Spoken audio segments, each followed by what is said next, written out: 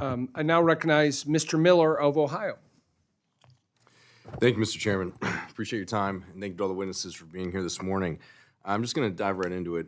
Ms. Evermore, so far in this hearing, we've discussed some of the most extensive and systematic fraud in federal unemployment programs in United States history. On the low end, at least $130 billion was stolen from American taxpayers by organized criminal networks around the world. Can we agree that this fraud is bad, and we should have done much more to make sure that it didn't happen in the first place? I can guarantee you there's probably nobody who's lost more sleep over this issue than I have. This is a terrible issue, and money shouldn't go to criminals. That should be going to people who've just lost their jobs. So fraud is bad, yes or no? Yes. Thank you.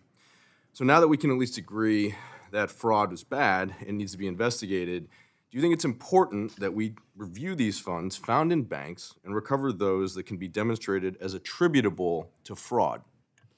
I think to the extent that you can do that, sure, absolutely. I've talked to some states, and they've tried to do it, and it was very labor-intensive, and they were really So- concerned about future fraud going out So the door. reclaiming my time. So if the work is too hard, we should just stop, yes or no? No, we should actually Reclaiming my time, but is that not what you just said? That it shouldn't be looked into, so to speak, because it's too labor intensive, and that the Department of Labor should look into other things because it would be a better use of their time? OIG and the states should be funded enough to look into all of these things. Right, but that's really not what you said, is it, ma'am? I mean, you're master of the spin right now. Fraud is bad, and Fraud is bad. Okay, yes, and these funds have been frozen by banks, but you're saying because the work is too hard, that the United States government shouldn't look into it. I find that that is unacceptable, but thank you for your opinion on that. But in my home state of Ohio, there's an ongoing lawsuit, and it's funded and pushed by left-wing groups to sue the state and to force Governor DeWine to retroactively disperse pandemic funds. Meanwhile, in your testimony, you expressed concerns about going after fraud associated and unspent debit card balances. If it isn't recovering these funds, should we just leave them on the cards and just simply walk away with billions of dollars just frozen? No, I said it's worth examining, and I also think... Can you please use your mic? I turned it off instead, turned it on. It's worth examining, it's worth working on. And I also think it could be a great tool for figuring out who victims of ID fraud were, so that we can give them the tools that they need to lock down their credit so that their identities aren't used to steal money from banks or other institutions. So I'm glad that you and I agree. 'Cause previously, it sounded like you said it wasn't looking into, and now it seems like with the secondary question I asked you as a follow-up, it is worth looking into. So I appreciate it, and thank you for changing your answer. But Ms. Evermore, everyone is here talking about how this low-hanging fruit that was found in banks and how we need to recover these funds.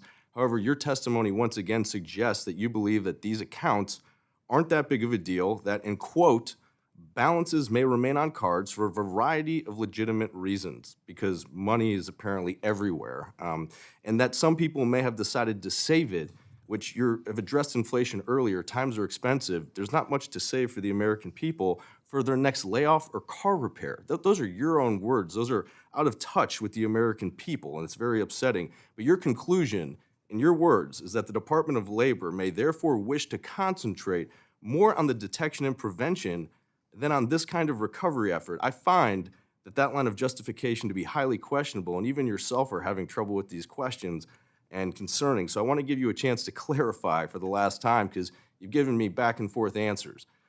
Is it your position that it isn't worth the time or effort to look into these funds and accounts and recover what we can attributable to fraud? Yes or no?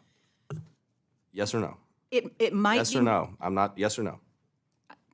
Can you repeat the question? Yeah, it's simple. Is your position that these funds aren't worth looking into because it's too labor intensive? That we should just not look into them because it's not worth the United States government to look into what banks and others have already frozen the funds and said that they are fraud and fraudulent? No, I didn't say it's not worth looking into. I said in my testimony it's an area worth examining. Okay, thank you very much for your time. I think you really need to dive down in the education. Fraud is fraud. I'm glad that you acknowledge it as bad, but anyone who's been taken advantage of by the federal government or by the private sector, if they are taken advantage of by fraud, they're entitled, okay, to go ahead and to seek restitution or to get that money back, or for it to be spent in other ways that is in the benefit of that individual. The country is no different, and it is obvious you have never been in the private sector. Mr. Chairman, I yield back. Thank you. Now recognize Ms. Moore of Wisconsin.